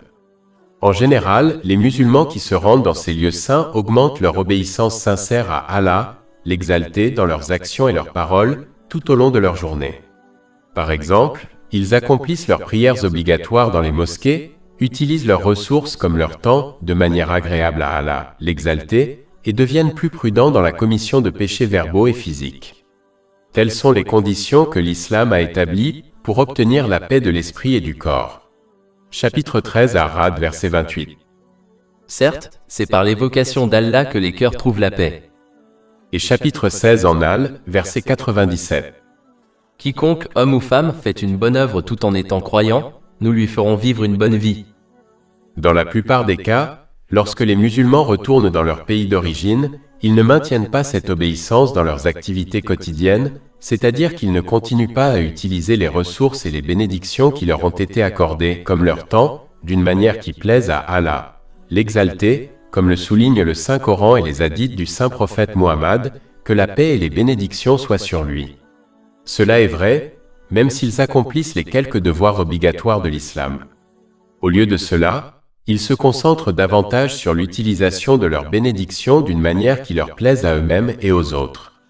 Cela les empêche de remplir les conditions fixées par l'islam pour obtenir la paix de l'esprit et du corps. En conséquence, ils commencent à croire à tort que la paix réside dans un lieu précis alors qu'en réalité, elle réside dans l'obéissance sincère à Allah, l'exalté, et n'est donc pas limitée par le temps ou l'espace. Tranquillité d'esprit et de corps 27. J'ai eu une pensée que je voulais partager avec vous. L'une des principales raisons pour lesquelles les musulmans qui accomplissent les devoirs obligatoires de base, tels que les 5 prières quotidiennes obligatoires, ne parviennent toujours pas à atteindre la paix de l'esprit, c'est qu'ils sortent les enseignements de l'islam de leur contexte et les appliquent dans leur vie selon leurs propres désirs. Alors qu'ils croient agir selon les enseignements de l'islam, ils ne font en fait que suivre leurs propres désirs. Cela les empêche d'utiliser les bénédictions qui leur ont été accordées d'une manière qui plaise à Allah, l'Exalté, comme le souligne le Saint-Coran et les hadiths du saint prophète Muhammad, paix et bénédiction d'Allah sur lui. Cela les amène à oublier Allah, l'Exalté, dans leurs activités quotidiennes, même s'ils parviennent à accomplir les devoirs obligatoires de base. Chapitre 21, verset 124. Et quiconque se détourne de mon souvenir, certes, aura une vie déprimante, c'est-à-dire difficile. Celui qui désire satisfaire ses désirs légitimes mais vains prendra certains versets du Saint-Coran et les hadiths du saint prophète Muhammad, sur lui la paix et le salut, hors de leur contexte afin de soutenir ses désirs et ses objectifs. Par exemple, cette personne interprétera mal le verset 77 du chapitre 28 Al-Qassa. Cherchez parmi ce qu'Allah vous a donné, la demeure future, et n'oubliez pas votre part dans la vie présente. Ils prétendent que ce verset encourage à profiter des plaisirs licites de ce monde. Bien que l'islam n'interdise pas les désirs licites de ce monde, il met en garde contre le fait de s'y adonner de manière excessive, car cela empêche de se préparer concrètement pour l'au-delà, qui implique d'utiliser les bienfaits qui nous ont été accordés d'une manière qui plaise à Allah, l'Exalté. C'est le sens de ce verset. Il ne faut pas abandonner ce monde, ni renoncer à satisfaire ses besoins. Il faut plutôt utiliser ces bienfaits de ce monde d'une manière qui plaise à Allah, l'Exalté, sans négliger ses besoins ou ceux de ses proches. Un autre exemple est celui des parents qui citent les versets et les hadiths, qui mentionnent la haute vertu des parents et les utilisent pour prouver que leurs enfants doivent toujours leur obéir, et ne jamais être en désaccord avec eux. Même si les enseignements de l'islam soulignent l'importance de traiter les parents avec le plus grand respect et la plus grande gentillesse, cela ne signifie pas pour autant qu'ils doivent leur obéir aveuglément dans toutes les situations. Ils ne doivent pas leur obéir, si cela implique une désobéissance à Allah, l'Exalté. Et les enfants ont le droit d'être en désaccord avec leurs parents sur des choses licites, tant qu'ils maintiennent le respect. Ils sont même autorisés à faire des choix licites, avec lesquels leurs parents ne sont pas d'accord. Par exemple, si les parents souhaitent que leur fille épouse leurs parents, elle a le droit de refuser la proposition, surtout si elle a des raisons valables, comme le fait que l'homme ne soit pas en mesure de la soutenir financièrement s'il se mariait. Le fait de sortir les enseignements de l'islam de leur contexte est une cause majeure d'égarement et de non-respect des droits d'Allah, l'Exalté, et des gens. Cela peut conduire à des disputes évitables, en particulier lorsque l'on utilise à mauvais escient les enseignements de l'islam contre autrui. Le remède à cela est d'adopter d'abord une bonne intention, qui est de plaire à Allah, l'Exalté, en toutes circonstances, puis d'acquérir et d'agir correctement en fonction de la connaissance islamique. Cela conduit à respecter les droits d'Allah, l'Exalté, et des gens, et à la paix et au succès dans les deux mondes. Chapitre 16 en Al, verset 97. Quiconque, homme ou femme, fait une bonne œuvre tout en étant croyant, nous lui ferons vivre une bonne vie, et nous lui donnerons certes une récompense correspondant au meilleur de ses œuvres. Tranquillité d'esprit et de corps 28. J'ai eu une pensée que je voulais partager avec vous. L'une des fausses idées que certains ont acceptées est qu'ils s'attendent à ne pas rencontrer de difficultés dans ce monde s'ils obéissent à Allah, l'Exalté. Tout d'abord, l'obéissance à Allah, l'Exalté, va au-delà des quelques devoirs obligatoires tels que les 5 prières quotidiennes obligatoires et implique d'utiliser toutes les bénédictions qui nous ont été accordées de manière à plaire à Allah, l'Exalté, comme le souligne le Saint-Coran et les traditions du saint prophète Muhammad, paix et bénédiction d'Allah sur lui. Celui qui se comporte de cette manière obtiendra la paix de l'esprit et du corps dans les deux mondes. Chapitre 16 en Al, verset 97. Quiconque, homme ou femme, fait une bonne œuvre tout en étant croyant, nous lui ferons vivre une bonne vie, et nous lui donnerons certes une récompense correspondant au meilleur de ses œuvres. Et chapitre 13 à Rad, verset 28. Certes, c'est par l'évocation d'Allah que les cœurs trouvent la paix. Mais cela ne signifie pas que l'on ne sera pas confronté à des épreuves sous forme de difficultés. C'est inévitable, car c'est le but même de la vie dans ce monde. Chapitre 67 Al-Mulk, verset 2. Lui qui a créé la mort et la vie pour vous éprouver, et savoir lequel de vous est le meilleur en action.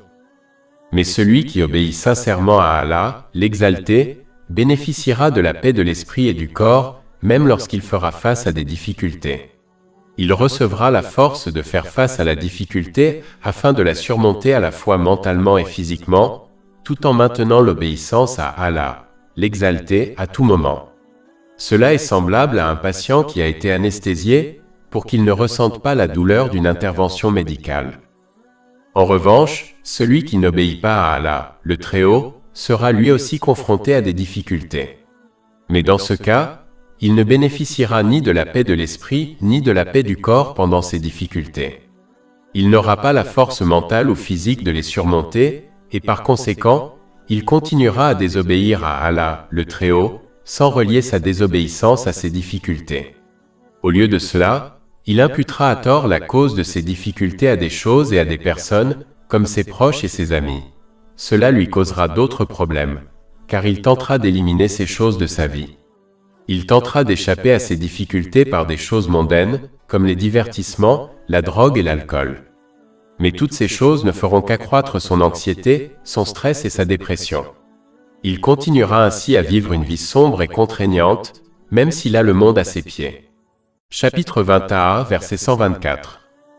Et quiconque se détourne de mon souvenir, certes, aura une vie déprimante, c'est-à-dire difficile. Ce résultat est assez évident lorsqu'on observe les informations et les médias sociaux. Pour conclure, chaque personne sera confrontée à des épreuves et à des difficultés, mais grâce à ses choix et à son comportement, elle obtiendra soit la paix de l'esprit et du corps dans les deux mondes, soit une vie difficile et sombre dans les deux mondes. Tranquillité d'esprit et de corps 29. J'ai eu une pensée que je voulais partager avec vous. Certains musulmans croient à tort que tant que quelque chose est licite, on peut s'y adonner autant qu'on le souhaite. Cette attitude est en contradiction avec les enseignements de l'islam, car le fait qu'une chose soit licite ne signifie pas qu'on doive s'y adonner. Dans un hadith trouvé dans Jami at-Tirmidhi, numéro 2451, le saint prophète Muhammad, que la paix et les bénédictions soient sur lui, a conseillé aux musulmans de ne pas devenir pieux tant qu'il n'a pas évité ce qui n'est pas nuisible à sa religion, par crainte que cela ne conduise à quelque chose de nuisible. De plus, le verset suivant indique clairement que la poursuite de ses désirs, même licites, peut conduire à l'égarement. Chapitre 38 Saad, verset 26. Et ne suivez pas vos passions, car elles vous égareraient du sentier d'Allah. Certes, ceux qui s'égarent du sentier d'Allah auront un dur châtiment pour avoir oublié le jour des comptes. Ce verset explique pourquoi le fait de se livrer à ses désirs, y compris ceux qui sont licites, conduit à l'égarement. Lorsqu'on poursuit excessivement ses désirs licites, on se détourne de la préparation pratique pour le jour du jugement. Cette préparation implique d'utiliser les bénédictions qui nous ont été accordées d'une manière qui plaise à Allah, l'exalté, comme le précise le Saint-Coran et les hadiths du saint prophète Muhammad, sur lui la paix et le salut. La poursuite de ses désirs l'encouragera toujours à utiliser ces bénédictions de manière incorrecte, ce qui à son tour mènera à des problèmes dans les deux mondes.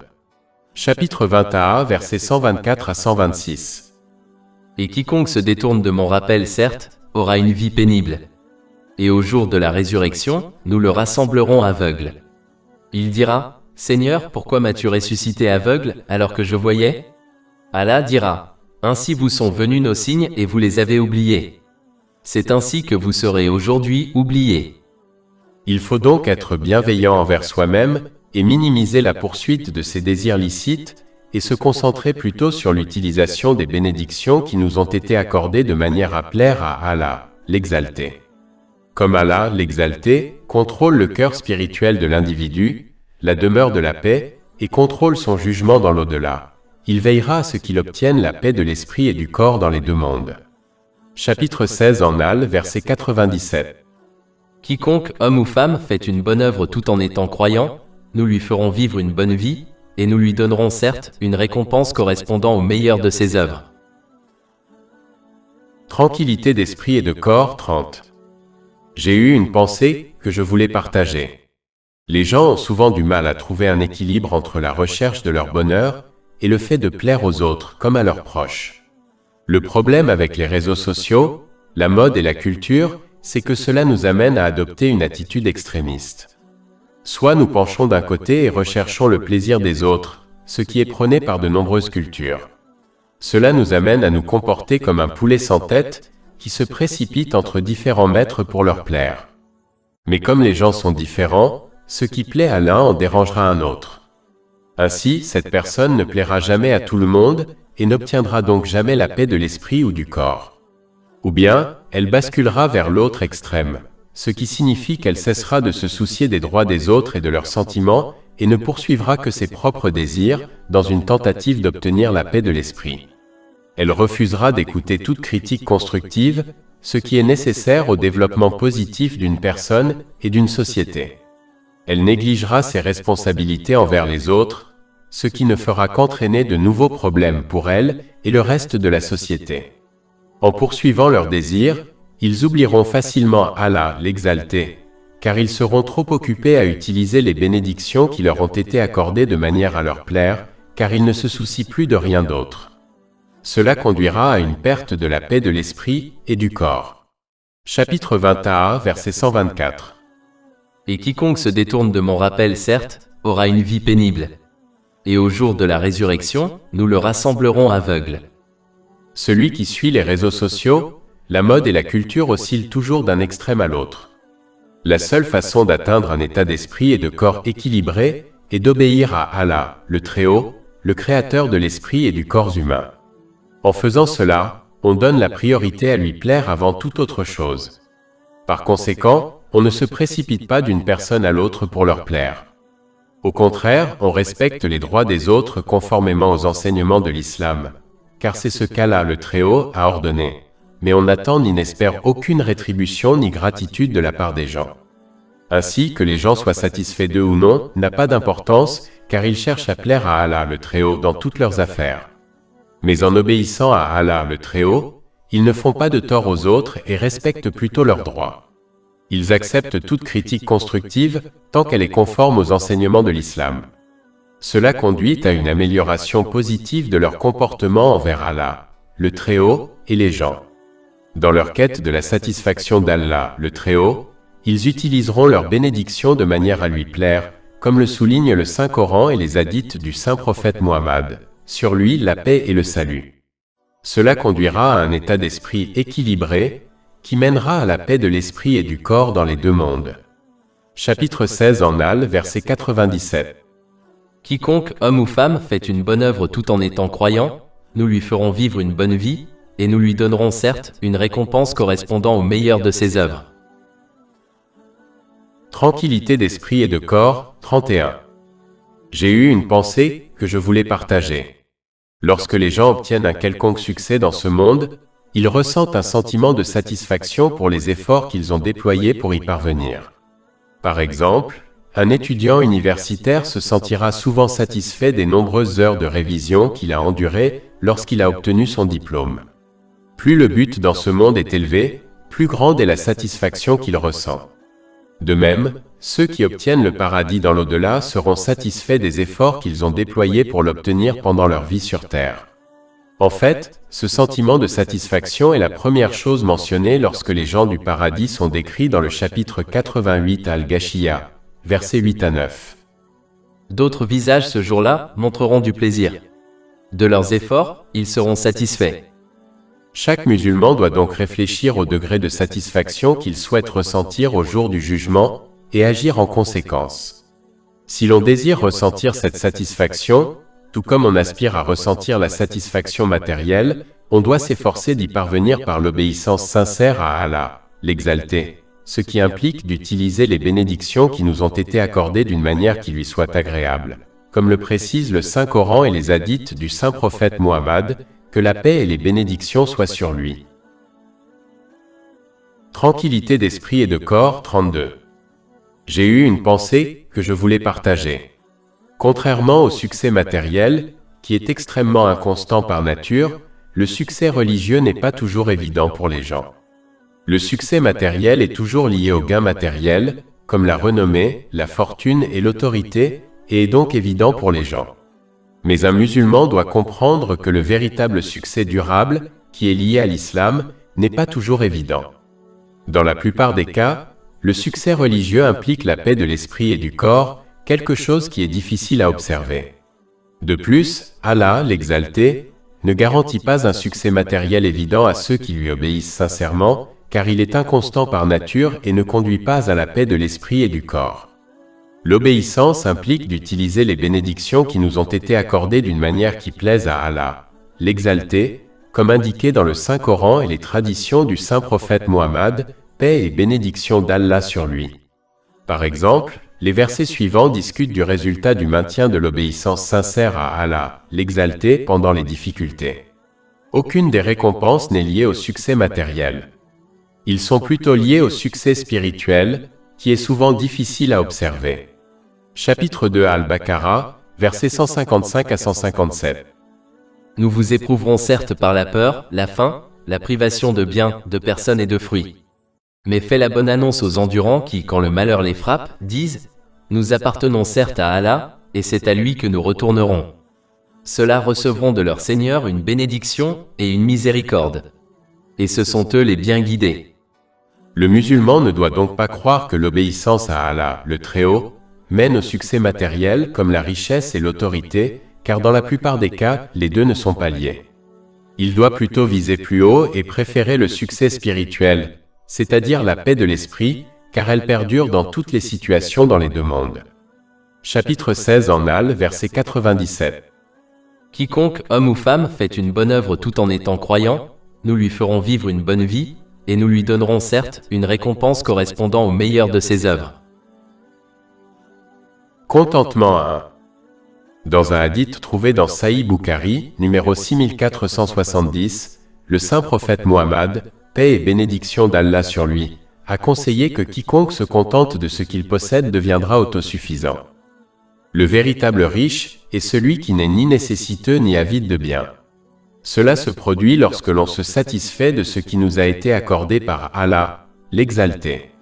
Cela se produit lorsque l'on croit à juste titre qu'Allah, l'Exalté, donne ce qui est le meilleur à chacun selon son infini savoir.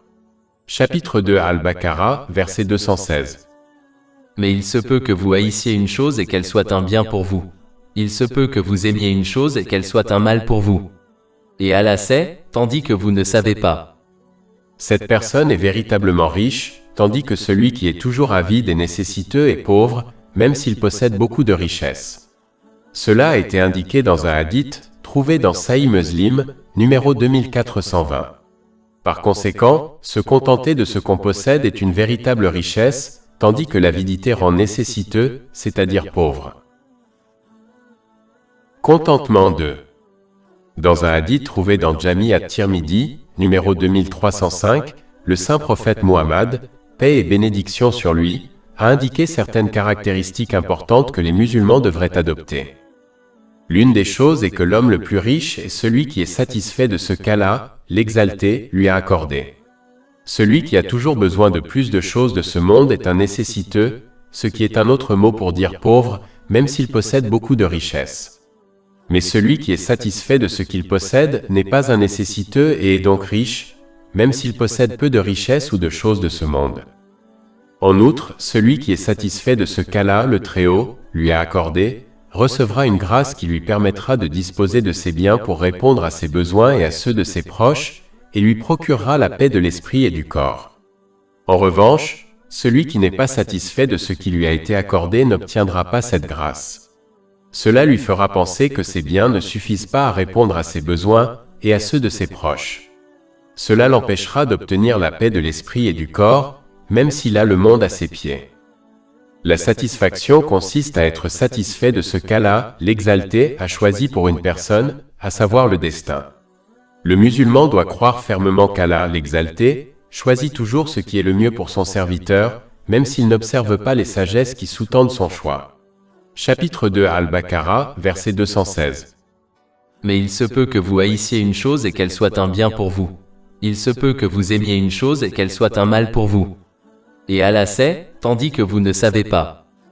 Si un musulman se concentre sur l'obéissance à Allah, l'Exalté dans chaque situation, comme la patience dans les moments difficiles et la gratitude dans les moments faciles, ce qui implique d'utiliser les bénédictions qui lui ont été accordées d'une manière qui plaise à Allah, l'Exalté, il sera assuré de la paix de l'esprit.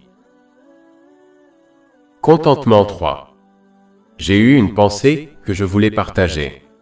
Les musulmans se retrouvent souvent pris dans la tentation de mettre en œuvre de grands projets, qu'ils soient liés à la religion ou au monde, comme la construction d'une mosquée. Même si l'islam encourage à viser haut, il faut toujours garder à l'esprit de ne pas exagérer dans ses objectifs. Lorsque l'on dépasse ses ressources pour tenter de mettre en œuvre sa grande idée, on n'y parvient souvent pas. Au lieu de cela, il est souvent préférable de viser haut, mais dans les limites de ses ressources. Il arrive souvent que lorsqu'on a l'habitude de viser haut et de trop viser, en raison d'un manque de ressources, rien n'est accompli. On passe alors d'un projet raté à un autre, sans rien réaliser de bon. Alors que celui qui vise haut, mais se limite à ses ressources, atteint souvent son objectif. Et il passe d'un petit projet à un autre, obtenant des résultats positifs. De nombreuses petites réalisations finissent alors par avoir plus d'impact qu'une réalisation potentielle importante mais unique. C'est l'une des raisons pour lesquelles l'islam encourage à se concentrer sur la qualité plutôt que sur la quantité. Par exemple, le saint prophète Mohammed, sur lui la paix et le salut, a dit un jour que les actes les plus aimés d'Allah l'exalté sont ceux qui sont réguliers, même s'ils sont peu nombreux. Cela a été confirmé dans un hadith trouvé dans Sahih Bukhari, numéro 6464. Enfin, celui qui vise dans les limites de ses ressources est moins susceptible de renoncer à faire des choses bonnes et positives, car il est plus susceptible d'obtenir un résultat positif que celui qui va trop loin et vise au-delà de la limite de ses ressources. Plus de 400 livres électroniques, livres audio, infographies, podcasts et blogs gratuits disponibles sur notre site web www.chekpod.com.